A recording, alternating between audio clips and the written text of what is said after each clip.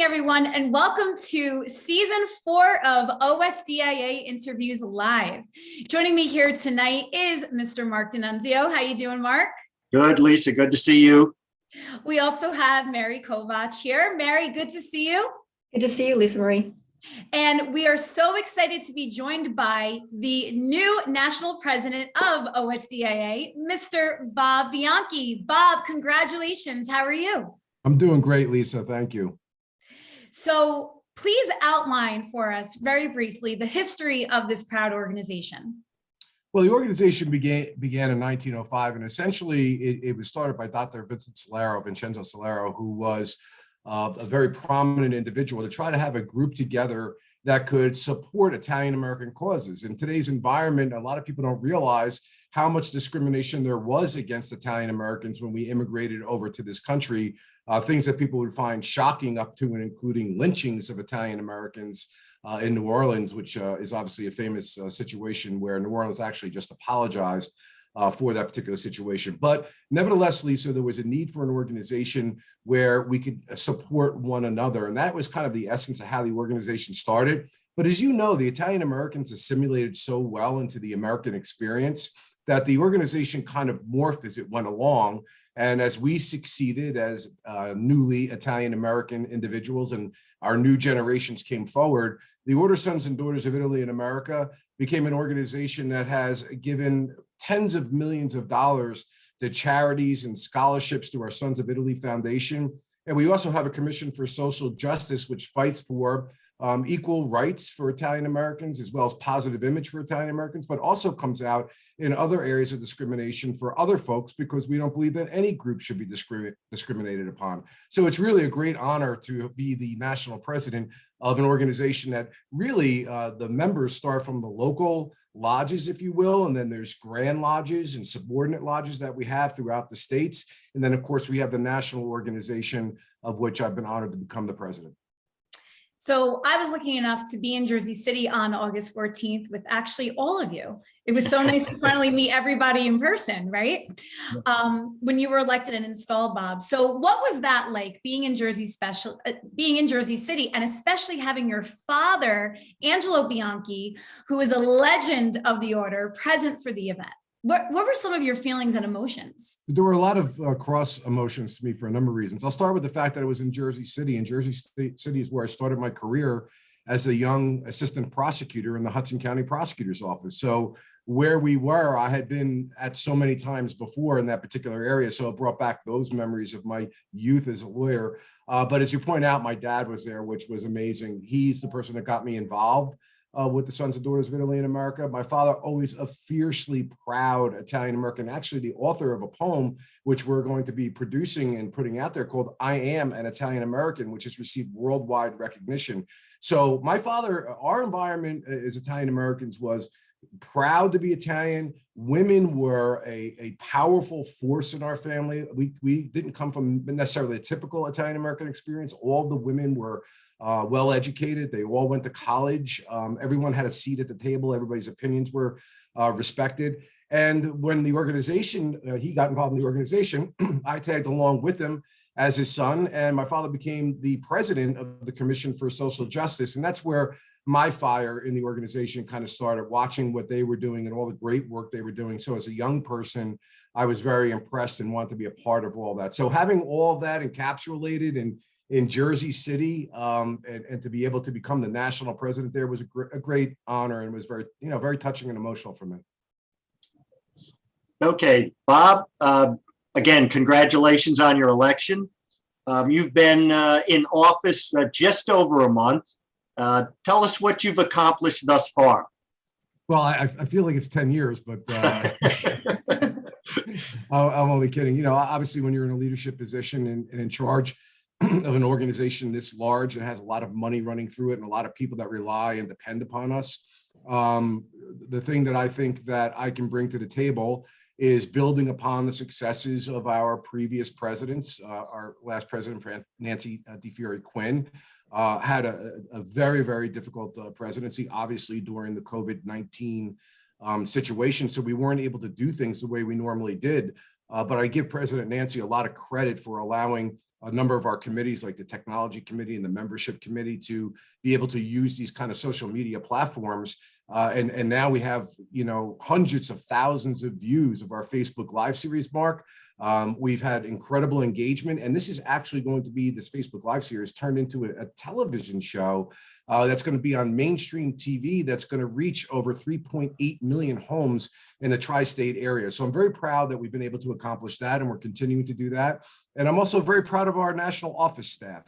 Justin is here with us right now, coming to us from Cincinnati, I believe it is. And he's in our Washington headquarters, typically. He's the office manager, and the staff has just been amazing because we've done things a lot differently than they've been done before. Not that they were done incorrectly before, but we're really focusing on making it a little bit more streamlined in terms of business, alternate sources of revenue streams, and also increasing membership and letting young people know that there's a place for you here in the Sons and Daughters of Italy. If you are a person who likes and loves your culture, if you're a person who maybe wants to be involved in charity work, if you're a person that wants to either be a person that's receives a scholarship or helps other people receive scholarships, if you're a person who likes to help people with cancer, if you're a person who likes to help people, wounded veterans, to get them vans so that they can drive around because they otherwise wouldn't be able to, if you're a person who believes in making sure that the Italian-American presence is well respected in the community as every other ethnic group should be respected,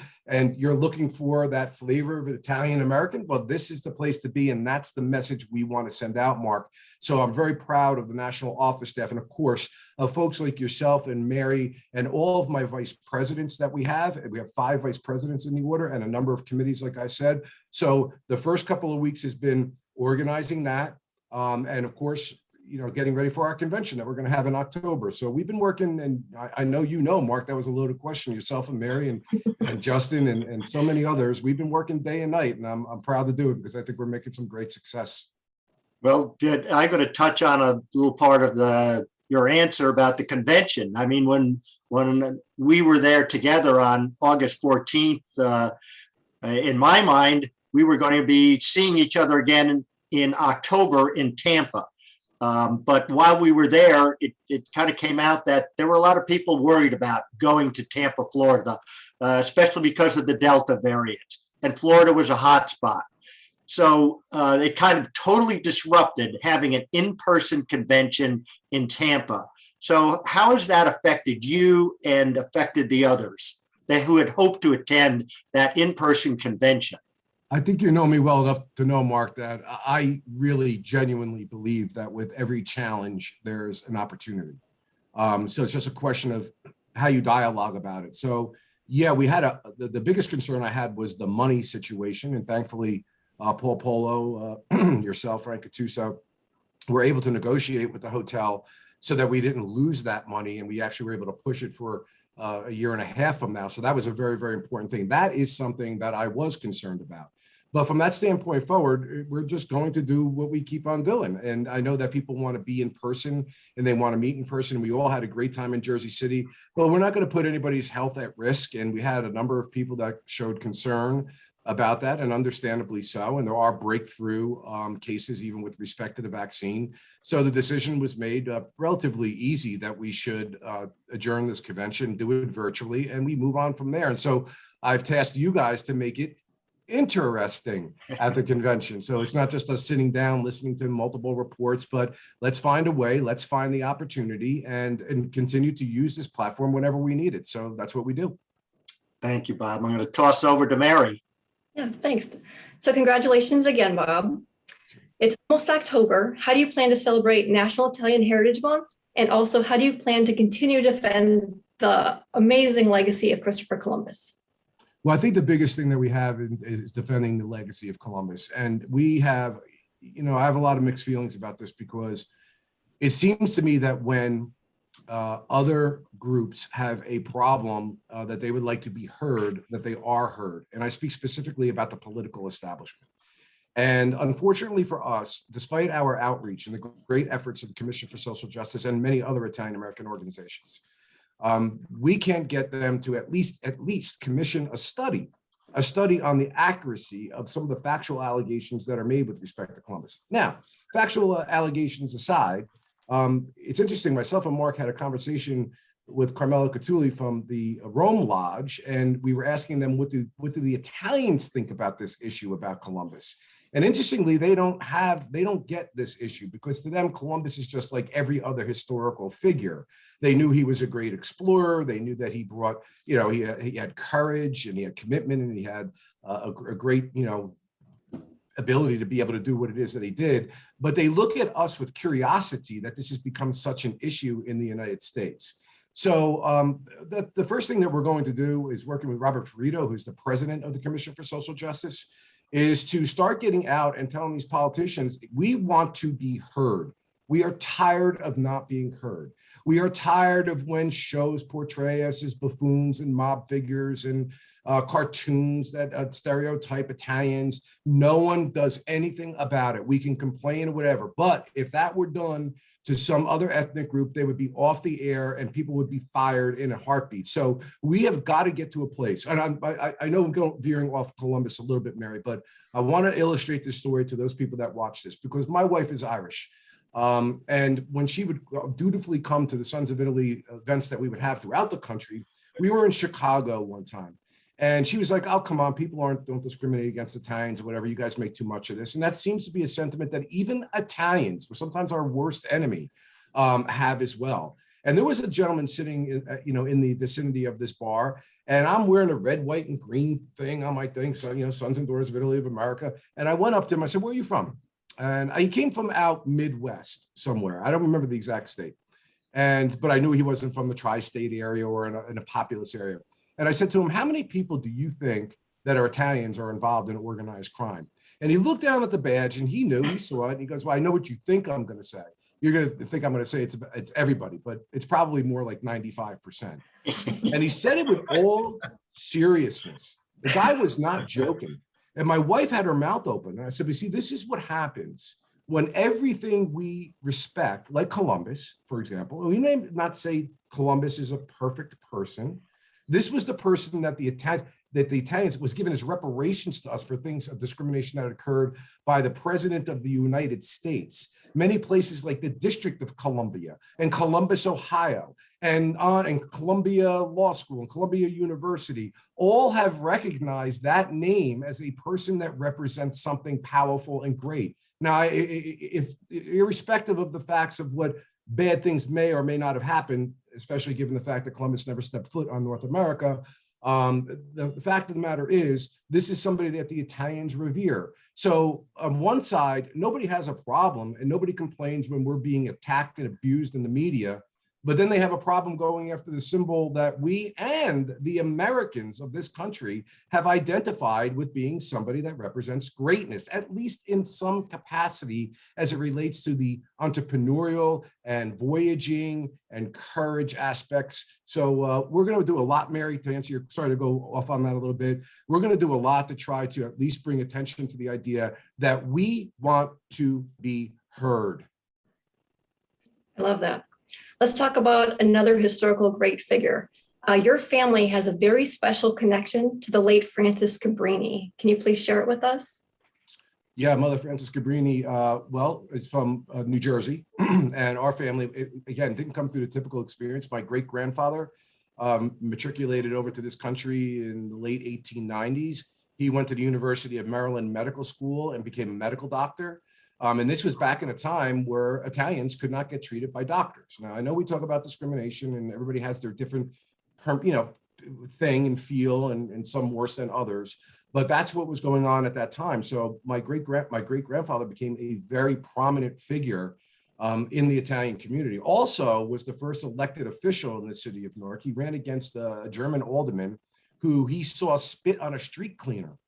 And he went up to him and said, why'd you spit on that man? And he said, well, he's got no culture, he's got no class. And my great-grandfather said, if you're a politician and you're going to run, you're supposed to represent all people. And the guy said, with all due respect, Dr. Bianchi, there's no way that you could ever beat me as an Italian in this community. Well, he beat him, and he used this expression to him afterwards. He said, always remember, my friend, a small pebble can overturn a large carriage. And you just ran into an Italian boulder. So that is the kind of guy that my great-grandfather was. He was the doctor of Thomas Edison to help treat him with certain conditions. He knew Henry Ford when the company was being started. And so Mother Frances Cabrini became friendly with the family and actually had been at my family's house having dinner. My father always references that to the hand-carved dining room set that we actually had back in the day, Mark, right? Where they used to hand carve things that she used to sit right over there and have dinner. So my father always brings that out. And we're, very proud of that fact. We're very proud of our great-grandfather. Our local lodge is the Cavaliere Dottore Angelo Bianchi Lodge, not named after my father. It's named after my great-grandfather. It was a great man. Wow. I mean, the roots that you have with this organization just blow my mind, Bob. It's unbelievable. Yeah. So for everybody watching, please, we beg of you to ask questions. The floor is yours, and we'll read them live. Justin, our moderator, how you doing, Justin? He'll read them live, and anything you want to know about the order moving forward from our president, Bob Bianchi. In the meantime, Bob, I know that something that is of great importance to you is bringing in the younger members, the next gen. How do you feel about going about doing that? Well, the first thing is, I think, messaging. And I think that it's important that our organization understands that by giving more empowerment to younger people, you're not disempowering the older generation. So that we're steeped in a very long history and culture here at the Order of Sons and Daughters of Italy in America, and a great one. But that does not mean that we can't have younger people enjoy the organization and be a force multiplier for what it is that we do. So the way we do that is to try to let the older people give a little bit more of the reins of control and respect to the younger generation, and also provide value to the younger generation. The manner in which we communicate through social media platforms is being run through the technology committee, and they're doing a great job. But we also have to do better at making sure that there are business opportunities and that it's an organization where they know they can go and they can actually get it's great that we're Italian Americans and we're supporting one another, but there's also something else that can assist them like other organizations do. So we're kind of like the best bang for the buck, if you will, of an organization to be a part of. Absolutely. Overall, what are you most excited about? Well, I'll be excited when we have all of the committees down and everyone starts doing their work. And I like to say this phrase, Mark and Mary have heard me say it many times, when I can work on the business and not in the business. And with the help of everyone that's on this channel right now, we're going to be headed towards that direction. So there's a little bit of a transition that always occurs with any new administration that comes in. So when that's all over with, I'm just going to really look forward to watching the fruits of what these great folks do. And I hope to be looking for increased membership and increased dollars that come in through the other programs we're running, Lisa. Bob, excuse me. You've risen through the ranks of the order as national orator, and from third vice president to now national president. Is being the national president kind of what you imagined it was going to be, or how are you feeling about it now that you're in that spot? Is it different, or is it kind of what you expected? Well, I kind of expect what I create in my mind. So I had a vision as to what it would be if I ever got into this position that I'd like it to be. So in a certain sense, I don't want to get overly philosophical. It's exactly what I expected because I'm the person who created it in my head. There's a learning curve, of course, but again, when you come up through this organization and you're going through the chairs of the vice presidency, you learn a lot about it. So it's pretty much what I've expected, and I'm just looking forward to being able to get done with one part of what I have in my mind and then move on to the next part. Don't worry, Justin, it's not going to be bad. It's not going to be as hard as this. During this past summer, you and then the national president, Nancy Quinn, did several presentations of value proposition for the Grand Lodges, holding virtual and hybrid conventions. The alternate name for that presentation was, "What does National or Supreme do for us?" For those that did not have the opportunity to see the presentation and ask that very question, what does National or Supreme do for us? What do you tell them? Well, first of all, there's a huge amount that National does. The issue isn't what National does. What we learned in those great value propositions, we call them, when we went to each of the Grand Lodges in the states and the subordinate lodges and and Justin and Miles gave an incredibly great PowerPoint presentation of all the value you get by being a member. That's not the issue. The issue is that we have a communication problem in my mind. And that's because we have a lot of moving pieces in the organization. We have the national president, we have the Sons of Italy Foundation president, the Commission for Social Justice president on the national level. Then we have corresponding entities, if you will, on the Grand Lodge level. And then we have corresponding entities on the local level. And a lot of times what we're doing is not being communicated across to all of those various pieces in the organization. So that's probably one of the more daunting tasks that I think we have, that in today's age, in 2021, we should be able to have instantaneous communication with our membership. And it was clear from those meetings, Mark, when we got to ask questions, that people were impressed with what they heard. And they were like, wow, we didn't know you had a national office. And we didn't know that you guys run all these events. And we didn't know. That's what we kept hearing over and over again. So that's one of the reasons, Mark, why I started the Grand Lodge Committee when I came into office. And that is to continue with that education and connective piece so that national can let the Grand Lodge know what we're doing. The Grand Lodge can let the local lodges know what we're doing. And we want to be able to provide programming and opportunities so that they can engage their members too. So it's a win-win for everybody. But that's pretty much how I'd answer the value. And it also showed a little bit of a boo-boo that we need to have corrected. We have a Band-Aid on it now, and we're going to heal shortly. All right. Thanks, Bob. Toss it to Mary. Thanks. What are your highest priorities in the short term, and what are your plans for implementing them? Our highest priorities in the short term are to make sure that we have policies and procedures at our national office that are uniform, and that in transition to transition, somebody could just pick up the policies and procedures and know exactly how a committee operates or how to turn on a copy machine. So that to me is a very foundational thing, and the national office staff is a really good job with that.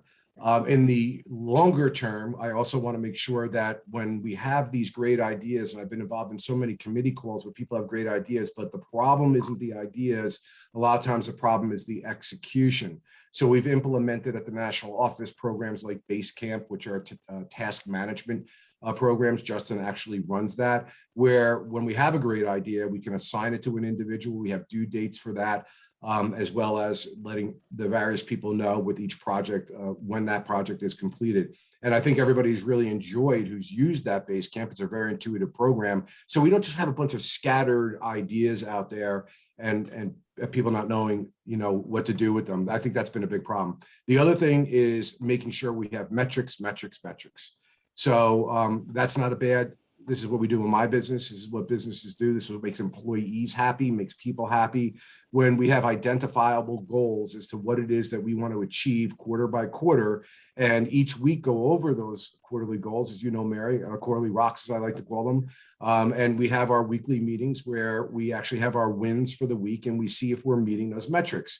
One of those metrics, for example, is for anybody who's watching is please go to the Order Sons and Daughters of Italy in America YouTube channel that we've just recently started, because we're trying to get 1,000 subscribers by the end of Q4. But that's an example, Mary, of what I'm saying, so that we'll see if we get there at the end of Q4. And if we don't, that's okay. The question is going to become, what can we do to be more creative to get there? But my experience has been when you give people a specific task to do and they know exactly what metric you're looking for, they start thinking in terms of that. So every time they pick up a phone or they're talking to a friend or we're having a Facebook Live series, they're bringing up the YouTube channel because they know that that's something we've identified as being important. Right. You just touched on social media. What are the plans to expand our social media footprint, and why do you think it's so important? Well, social media is where it's at. It's where people are communicating, especially the younger generation. But I'd also say the older generations as well, especially with Facebook. So we have a tech committee, and the tech committee is run by some great folks. I was on the tech committee as the vice president advisor when I was the first vice president.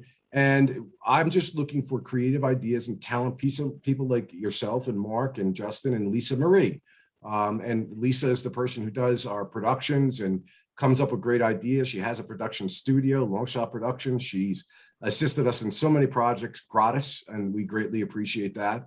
But to have those really cutting edge and nifty things where it's not heavy and it's not laden. It's fun and it's new and it's exciting and coming up with different ideas. So I'm really looking forward to what this year's technology committee is going to come up to make the organization pop and sizzle in the public. Yeah, it's gonna be fantastic. Lisa Marie?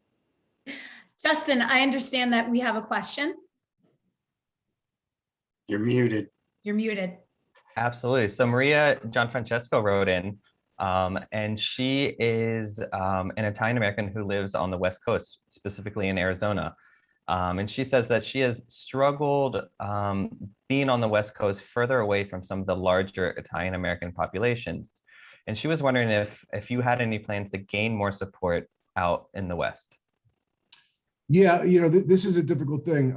Of course, we would love to, but what we need is people on the local level that are going to actually engage themselves. And Mark may be able to talk about this a little bit as well. We need to, with the Grand Lodges we currently have, to make them healthy, but local lodges we would like to start too. But if you don't have a Grand Lodge, there's also, and I'm going to toss this to Mark because I think it's an important question. There's also subordinate lodges that we have, but also at-large membership, which is important to explain as well, where you can join kind of as an online member. But Mark, why don't you talk about a little bit about what a person could do to actually start? If you're interested and you've got 25 members, I think it is, to start off, either a local lodge, or Mark could talk about this, the actual logistics of that. We will give whatever assistance we can. That's part of what our committee, the Grand Lodge Subordinate Lodge Committee, is there to do. If you have the desire and you want program or you want help developing it, we'll give you the resources. We'll come up with a plan to make it work. Mark, I'd like you to answer or amplify that. Sure. Thank you, Bob. Great question. You can get in touch with the national office, and they will give you some of the basics of what's required. It is 25 members, and that's in states. Some states have Grand Lodges, and others you can start a local lodge as a subordinate lodge on its own. So 25 members, get in touch with the national office and they will put you in touch with the National Membership Commission. And they will be able to work with you, send you some of the ideas. And even on our website, if you go to our website under membership, there's a lot of resources that talks about different planning, the planning of implementing. When you get those 25 signatures, what do you do? And then after that, it gives you a step-by-step outline of the things that have to be accomplished. It's, again, the first thing, though, is to get 25 signatures of people who agree to become members. And then after that, you're getting EIN, employee identification number, to set up a bank account to start. Yeah, that'll all be explained to you. I think what's important at this point is to explain that if there's not a Grand Lodge in your state, then a subordinate lodge doesn't mean that you're, any less a member in the organization. Sometimes I don't like the words that, they can be confusing. It just means you come under the direct control of the Supreme Lodge. That's what we are, the national office. We have some very large, Lodge 2662 in the Carolinas is a very large lodge. It's a subordinate lodge. They don't have a Grand Lodge, but they're subordinate to us, but they're very powerful and they do a great job. New Jersey just started an all-female lodge of young people, and they're doing tremendous and running great events. So if you don't get satisfaction, we call the national office. They will walk you through. Justin's here, Miles. Everyone's looking to help, and I really appreciate that question. It was a great one. Yeah, that really was. Justin and Maria, thank you. Justin, on that note, where can people find out more about the organization and how to join? Yeah, absolutely. If they go to www.osia.org and hit on the member tab, you can find all of our lodge locations around the country. And then also you can learn about how to become an at-large member if that is something that interests you more. If you'd like to follow us on social media, follow us on Facebook, Twitter, Instagram, YouTube, LinkedIn, and Pinterest. And if you have any questions like Maria's question, feel free to email us at nationaloffice@osia.org. Thank you so much, Justin. And thank you everyone for joining us tonight at home on Facebook. Bob, once again, congratulations. We look forward to an amazing and successful 2 years. Thank you so much, guys. And we will be back right here on Facebook Live next Wednesday night, where we highlight our great charity work with one of our partners, Coolies and Media, and everything that we do in conjunction with them. So be sure to check that out. Thank you very much and have a pleasant evening, everyone.